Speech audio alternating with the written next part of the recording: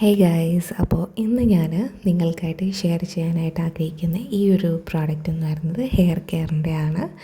And ഇത് നമ്മളുടെ dandruff പ്രശ്നം അല്ലെങ്കിൽ സ്കാൽപ്പിൻ്റെ ഒരു ഡ്രൈനെസ് അല്ലെങ്കിൽ തലയിലിപ്പോൾ ചൊറിച്ചിലോ തുടങ്ങി അങ്ങനത്തെ പ്രശ്നങ്ങളൊക്കെ പലതും ഉണ്ടാവുമല്ലോ. അപ്പോൾ അങ്ങനെ ഉണ്ടാകുന്ന പ്രശ്നങ്ങൾക്കെല്ലാം ഒരു പരിഹാരമായിട്ട് കാണാൻ സഹായിക്കുന്ന ഒരു സ്കാൽപ്പിൻ്റെ സിറമാണ് ഇന്ന് നമ്മൾ നോക്കാനായിട്ട് പോകുന്നത്. ഇതാണ് ആൽസ് ഗുഡ്നസിൻ്റെ aloe vera hyaluronic acid and ketoconazole anti dandruff scalp സിറമാണ്. സോ ഒരു പ്രോഡക്റ്റ് എന്ന് പറയുമ്പം ഈ ഒരു സിറം പ്രത്യേകിച്ചൊരു ഡ്രൈ സ്കാൽപ്പായിട്ടുള്ളവർക്കാണ് ഭയങ്കര യൂസ്ഫുള്ളായിട്ട് വരുന്നത്. ആൻഡ് ഡാൻഡ്രഫിൽ പ്രശ്നമുള്ളവർക്ക് വേണ്ടിയും ഇത് പ്രത്യേകമായിട്ട് ഡിസൈൻ ചെയ്തെടുത്ത ഒന്നാണ്. ഇതിൻ്റെ പ്രധാനമായിട്ടുള്ളൊരു 3 ഇൻഗ്രീഡിയൻസ് ഒക്കെയാണ് ഞാൻ മെയിനായിട്ട് പറയുന്ന ഈ ഒരു അലോവേര, പിന്നെ ഹൈലറോണിക് ആസിഡ് ആൻഡ് കീറ്റോകോണോസോൾ. അപ്പോൾ ഇതിൽ ആദ്യമായിട്ട് ഞാൻ പറയാൻ ആഗ്രഹിക്കുന്ന ഈ അലോവേരയാണ്. നമുക്കിപ്പോൾ ഒരു ഫ്രഷ് അലോവേര ഇപ്പം നമുക്ക് എല്ലാവരുടെ വീട്ടിലുമൊക്കെ കിട്ടണമെന്നില്ല അല്ലേ.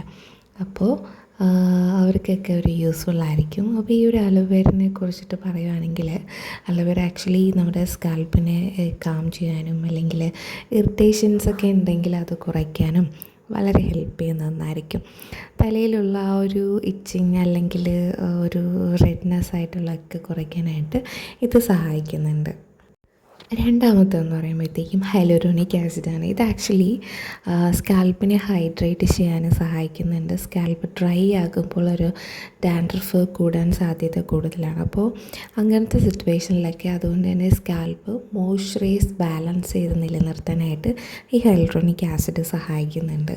പിന്നെ ഏറ്റവും ഒരു മെയിൻ മൂന്നാമത്തെ ഒന്നെന്ന് പറയുന്നത് കീറ്റോകനോസോളാണ്. ഇതെന്ന് പറയുന്നത് ഡാൻഡ്രഫ് ഉണ്ടാകുന്ന ഫംഗസിനെ കൺട്രോൾ ചെയ്യാൻ സഹായിക്കുന്ന ഒരു ഇൻഗ്രീഡിയൻറ്റ് കൂടിയാണ്. അതിനാൽ നമുക്ക് ഈ ഡാൻഡ്രഫ് ആയിട്ടുള്ള പ്രോബ്ലംസ് റിഡ്യൂസ് ചെയ്യാൻ വളരെ ഹെൽപ്പ് ചെയ്യും.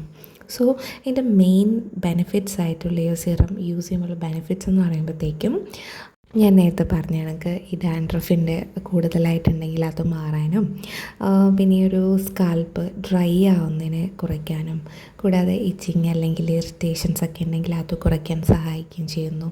പിന്നെ നമ്മുടെ സ്കാൽപ്പ് ഹൈഡ്രേറ്റഡ് ആയിട്ട് നിലനിർത്താൻ ഹെൽപ്പ് ചെയ്യുന്നുണ്ട്. പിന്നെ നമ്മുടെ ഹെയർ റൂട്ട്സ് അത് ഹെൽത്തി ആയിട്ട് ഇരിക്കാനായിട്ടും സഹായിക്കുന്നുണ്ട്.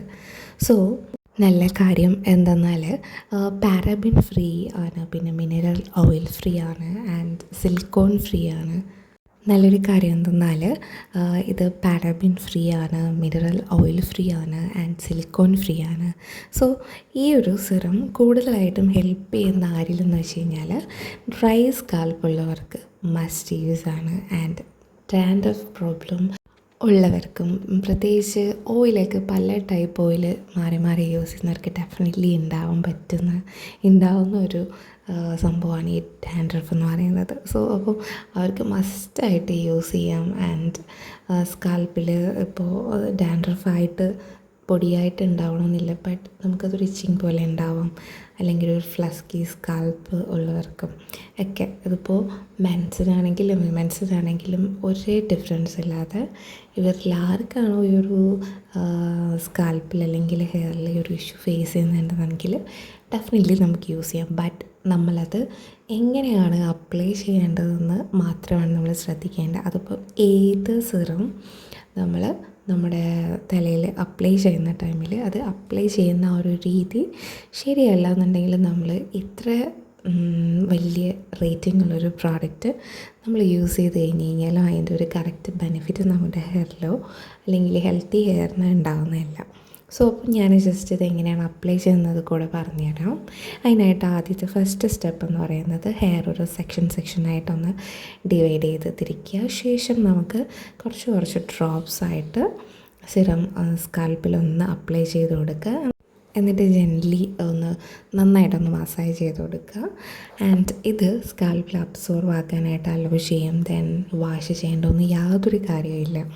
ബെസ്റ്റ് റിസൾട്ട് കിട്ടാനായിട്ട് നിങ്ങൾ ഒരു വീക്കിലി തന്നെ ഒരു 2-3 ടൈംസ് എങ്കിലും ഇത് ഒന്ന് അപ്ലൈ ചെയ്ത് കൊടുക്കുക. അല്ലെങ്കിൽ അറ്റ്ലീസ്റ്റ് നൈറ്റ് ടൈമിൽ അപ്ലൈ ചെയ്യുന്നതായിരിക്കും ഏറ്റവും നല്ലത്.